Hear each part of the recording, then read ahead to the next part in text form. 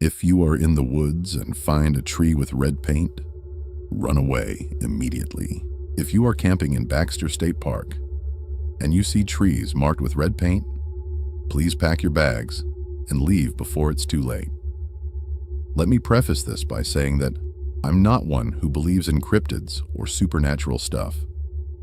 I want to believe that there is a logical explanation for what happened to me and my friend, but for the life of me, I can't find a rational answer. I've been camping since I was a kid, but now I can't find the courage to go back into the wilderness ever again. I'm a pretty experienced camper. I love traveling to different parks and staying out there for 4 to 5 nights at a time. My friend Aaron and I had planned on staying 5 nights in Baxter State Park in Maine. Aaron is also very experienced and has gone with me on countless previous trips. He knows these particular woods better than I do. So when he picked a spot pretty far off from any trails, I didn't question his decision. We chose a spot near a tree that was marked with red spray paint. We planned to leave the site every day to go hiking, so the paint made it an easy landmark that would help us locate our campsite. The campsite was in a small, open field about 30 yards north of the tree with red paint. The first night was completely fine. We hiked out to a nice fishing spot and then headed back to camp when the sun was setting. I distinctly remember passing the painted tree on the way back. Unfortunately, this was the last normal experience I'd have in that forest. Later that night, I woke up to the sound of what seemed like a tree about to fall. I could hear the cracking of branches, followed by loud creaking noises. The odd part was that there was no thud. It's as if the tree never hit the ground. What made it weirder was that the forest still seemed to be rustling. Although now more faint, I could still hear the cracking of branches and lots of commotion. I was still half asleep, so I chalked it up to there just being a large animal making noise. In the morning, we went out on another hike. As we left camp, I glanced around for any recently fallen trees just to be sure. There was nothing. We continued with our day as usual until deciding to cut it short and head back in order to prepare dinner. On the way back, we couldn't spot the tree with red paint. It was odd, but we still managed to make our way back to camp based on memory. Aaron was more confused by the absence of the tree than I was. He kept going on about how he was certain the path he had us on would have taken us right by the tree. To confirm, he walked back over to the location of the tree, but it was nowhere to be seen. When he told me this, I thought he must have missed it, so I also investigated. Sure enough, the tree wasn't anywhere to be seen. I trust our spatial awareness, and I wholeheartedly believe we were in the exact spot where the tree should have been. I remembered the sounds from the previous night having come from the direction of the tree, so I thought that maybe it was the one that had fallen over. However, after scanning the area, there was no sign of a fallen tree. It's as if the tree had just completely vanished. Although we were confused, we didn't keep looking for much longer and returned to the campsite and went to bed. Later, in the middle of the night, I was once again awoken by the same sounds. It sounded like the forest was moving. The sound of trees breaking and snapping was unnaturally loud. It was much louder than small branches snapping. It was like a whole trunk was being broken in two. I still told myself that it was just a large animal, most likely a bear. I should have investigated it to be sure, but it sounded distant, and I didn't want to risk an encounter with an animal. That morning, we went hiking to another fishing spot nearby. This is when things got really strange. On our hike back, we took the main trail and walked past an older couple who were also out camping. They saw our fishing gear and asked if we caught anything. We started having a pretty casual conversation, But the whole tone shifted when the husband brought up hearing trees fall in the night. It was their first night camping, and I told him that we had been hearing loud noises in the night for multiple days now. I asked him if he was able to find the fallen trees, but he said they couldn't find anything. Then I asked him what direction he heard it from. "It was right over there, near that tree with red paint on it," he said as he pointed off toward the distant tree line. Aaron and I looked at each other with confusion and an uneasy feeling. It's very possible that multiple trees had been marked with paint in these woods. Maybe there was logging scheduled soon. Despite all logical conclusions, both of us were put on edge by the mention of a tree with red paint. All four of us walked over to look for a fallen tree, but I was more interested in finding this tree with red paint. When we got closer, I asked the man where the tree with red paint was. In a confused tone, he said, "It should be right here." "That's strange. Maybe I'm mistaken," his wife chimed in. "No, it was definitely here. It was pretty easy to spot because of the bright red." Now things felt really off. What are the chances that two different groups spot a tree with red paint, and then both trees seem to vanish into thin air? We continued on our hike to the fishing spot. On the way, all we could talk about was the tree with red paint. It was such a strange coincidence, and we couldn't figure out a logical explanation. Despite this, we tried to forget about it and focus on fishing and the beautiful scenery. We didn't want these strange events to ruin the vibe of the trip. The day came to an end, and I was once again awoken by loud rustling in the forest. I ignored it and went back to bed. When morning arrived, Aaron and I decided to take a break from hiking and spend the day at camp. While eating lunch, Aaron got up to go take a piss. He walked over to the tree line, which was close by. It was maybe 20 yards away at most. One thing I feel I need to stress was that he had walked in the opposite direction of where we had initially spotted the tree with red paint. I didn't think anything of it and continued eating with my back, facing the direction where Aaron was peeing. In a shocked voice, Aaron shouted to me, "I found the tree with red paint! It's over here!" Immediately after he said this, the forest began to rumble again. It was the same sounds I had been hearing every night.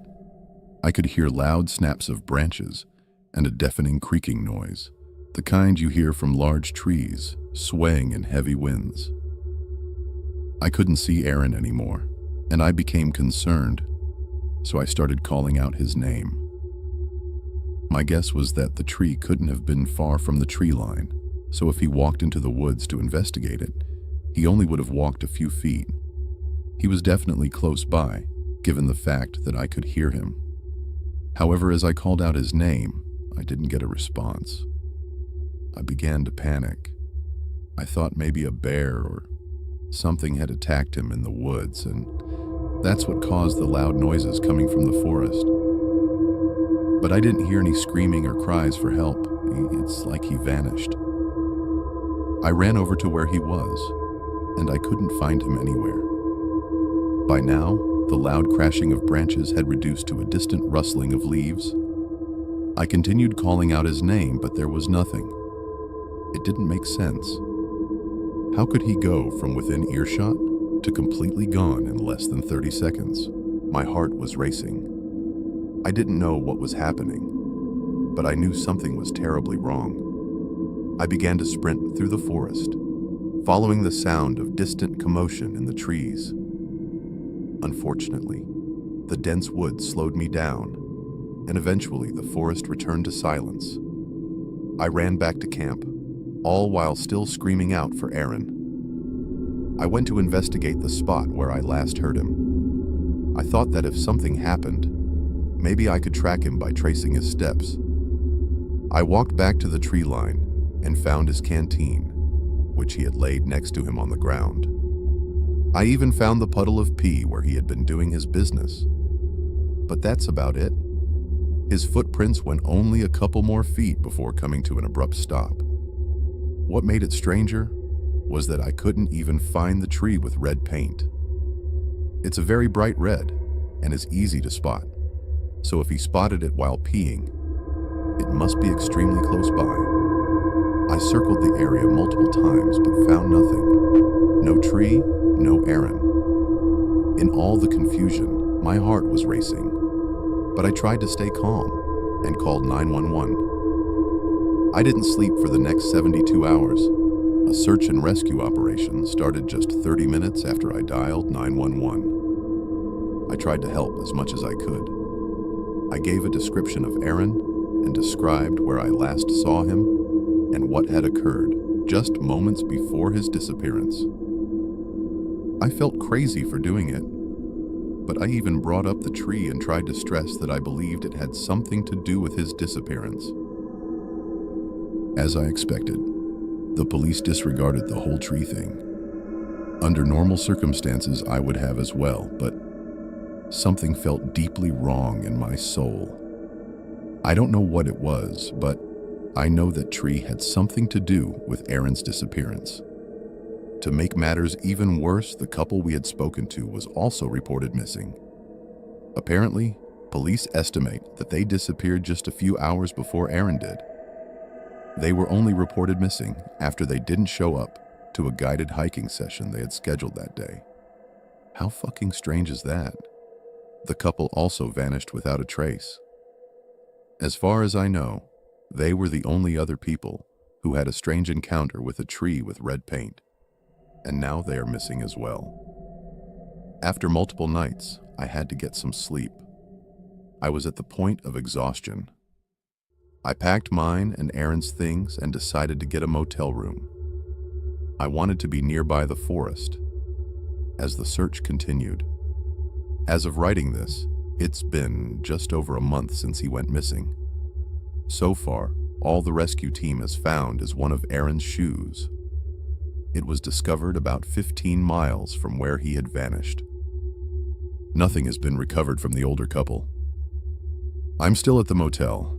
I can't find it in me to leave Aaron in those woods. I feel so distraught and angry. I honestly just want an answer as to what happened.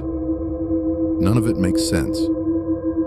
I can't find any logical explanation as to how or why he vanished. But all I know is that there is something dark in that forest. I know that somehow that tree is connected to all of this.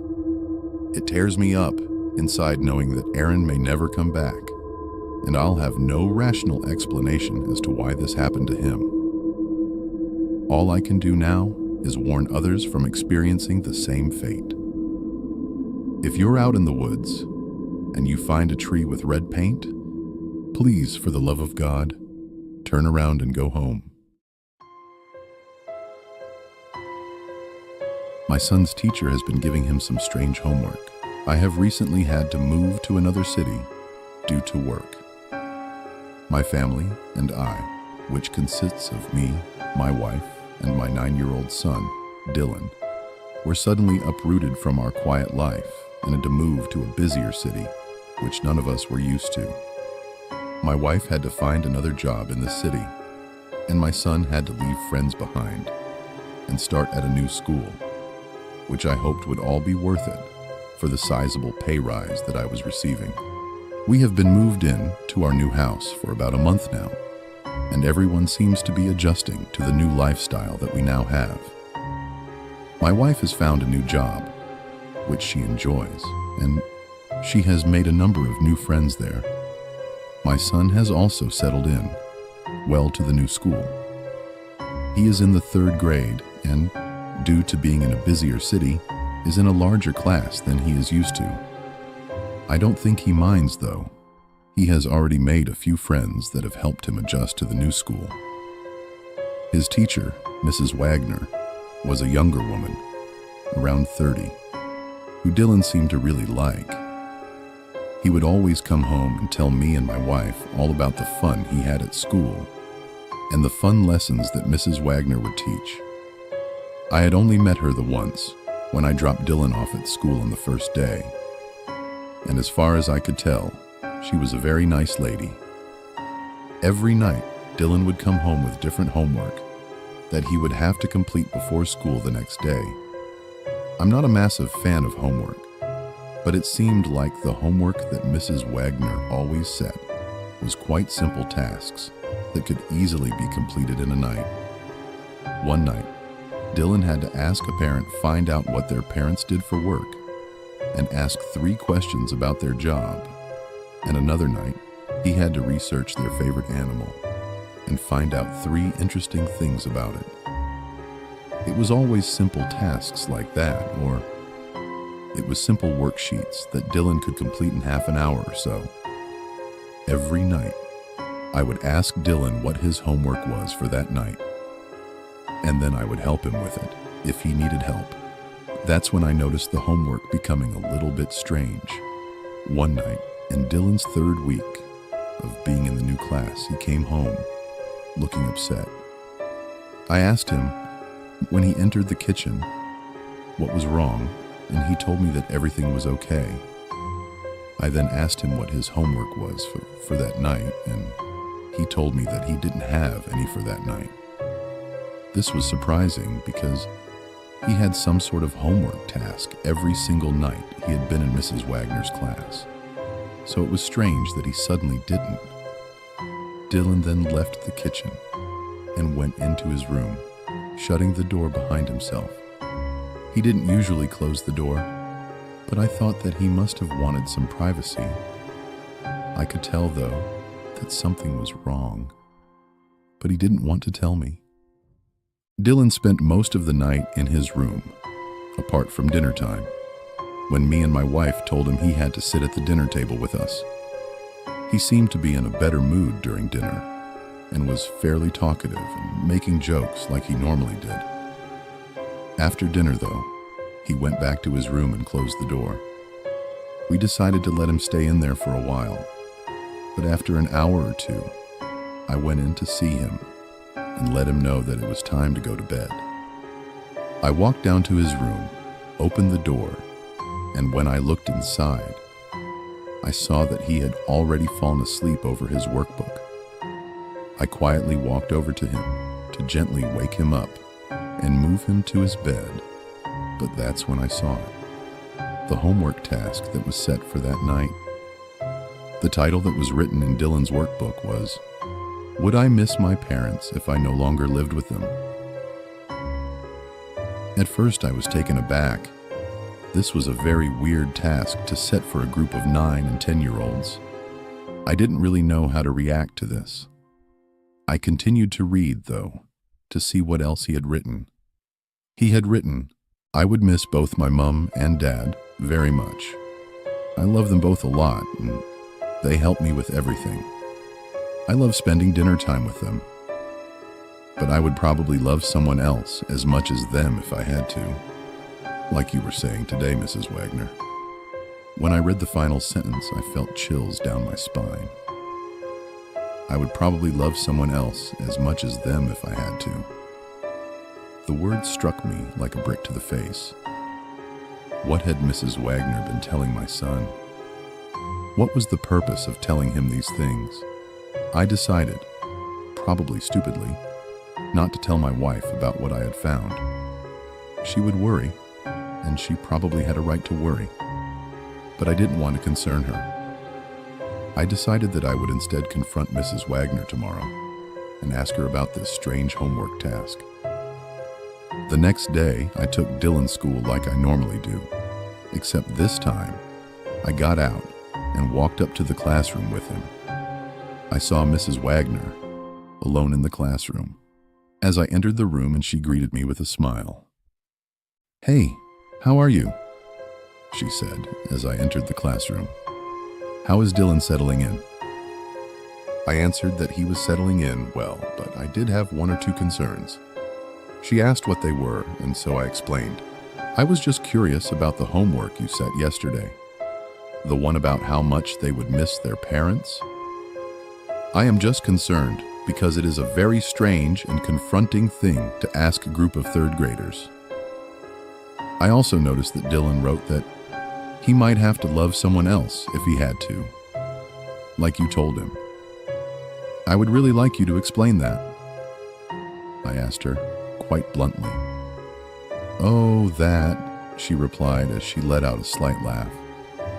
Yesterday, I was teaching about how parents love and protect their kids, but also how that there are also other people that would be there to help them if they need it. I wasn't satisfied with this answer and was about to question her further when suddenly a large group of school children entered the classroom. They were all walking in 2 rows. They all greeted Mrs. Wagner and greeted her one by one. They seemed very well behaved, almost too well behaved. I then saw Dylan take a seat next to one of the students who was staring to the front of the classroom with their arms crossed. At the entrance of the rest of the class, Dylan's behavior seemed to change. He seemed to sit up a bit straighter, and his eyes widened as he began staring at the rest of the class. I looked around and noticed that all of the students were staring at the same spot. All their eyes were pointed at Mrs. Wagner.